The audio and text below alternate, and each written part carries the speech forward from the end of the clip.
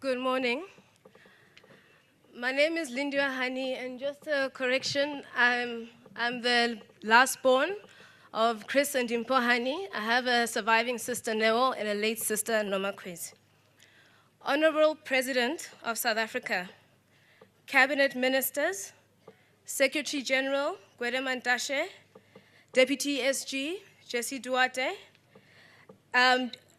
Bladen Zimande, Zweli Zimamvavi, Local Authority and the Executive Mayor, Leadership of Alliances, Program Director, Umfundisi Mapatswe, Ngobi family, South Africans, and all protocol observed.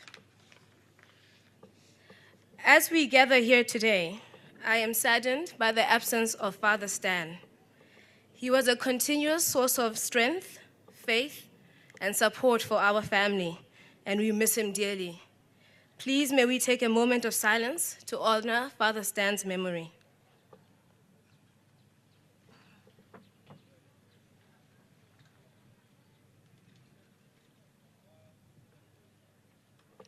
Thank you. I believe every little girl, if they are lucky, considers their father to be their hero. I was no exception. I didn't realize that my father was the Chris Hani until after he died. To me, he was Daddy. Yes, I acknowledge that he didn't live with us, like so many of my friends' fathers, but that made no difference. I remember making up different professions for my father, depending on how I was feeling at that particular time. What does your father do? That question will be met with answers ranging from doctor to lawyer, depending on my mood. Most people find it absurd that I didn't know that my father was an exceptional freedom fighter. I answer simply that my parents made sure that I had the most normal childhood that I could possibly have, and they succeeded in doing so. I spoke to my father most days while he was in exile. He made sure to phone us and speak to each of his daughters. The conversations were never about the state of world affairs, but I would tell him that I came first in a race, or there was some girl at school that was bullying me. No matter whatever I chose to tell my father, he would listen intently and give me advice, as though I was discussing the freedom of Nelson Mandela. I now realize that that's the reason he's one of the most beloved leaders of the struggle. His capacity to listen to every problem as if his life depended on it. Chris Hani was always my hero. Realizing that he was the whole country's hero was an extremely difficult process for me. I was torn between pride and pure selfishness of wanting to keep him all to myself. I remember a time we as his children were complaining that we never see him and we want him to live permanently with us.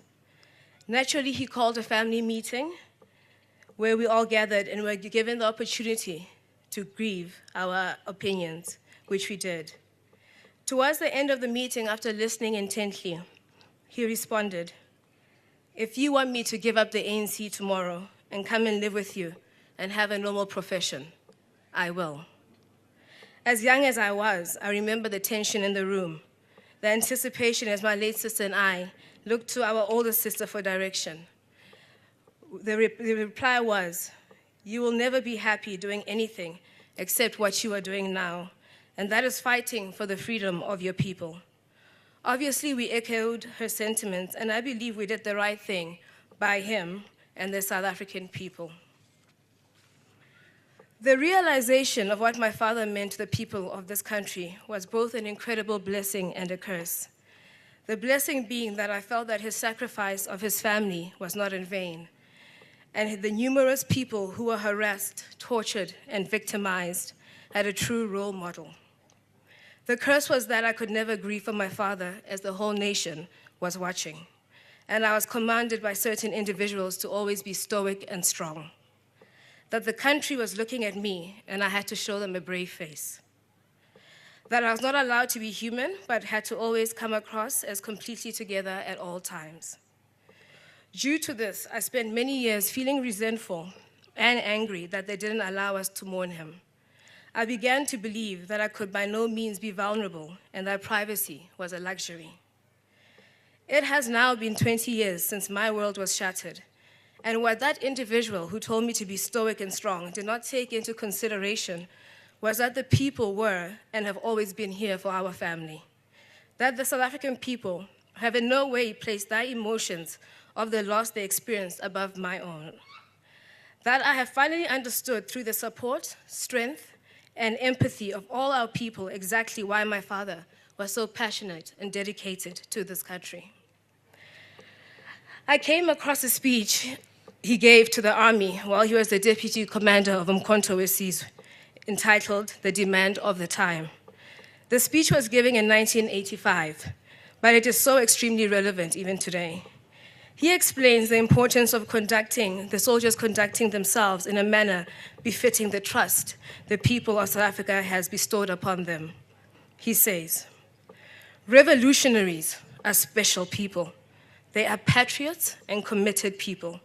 They are dedicated to a transformation of a country and the building of a new life. In order to justify this confidence to our people that are placing on our shoulders, we have to get rid of the inherent habits we have acquired from the system of oppression. We are members of our people's army, Umkhonto weSizwe. Our people's army requires each and every cadre to have the deepest love and respect for the people, because they, thousands of those young people, are placing that destiny in our hands as the commanders, the commissars, officers, and men of the army.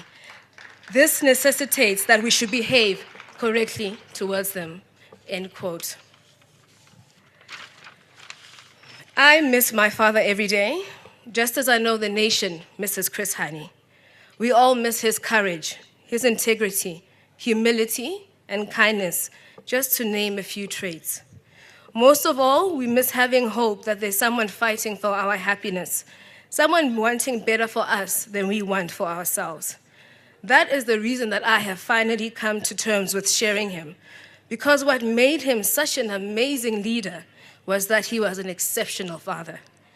The comfort is that as much as his memory lives in my family, my daughter and I, he continues to thrive in all of us. As long as we hold on tight and fight in his memory, he'll always be here. Tembisile Martin Chris Hani, our father, our hero. Long live the spirit of Chris Hani, long live. Thank you.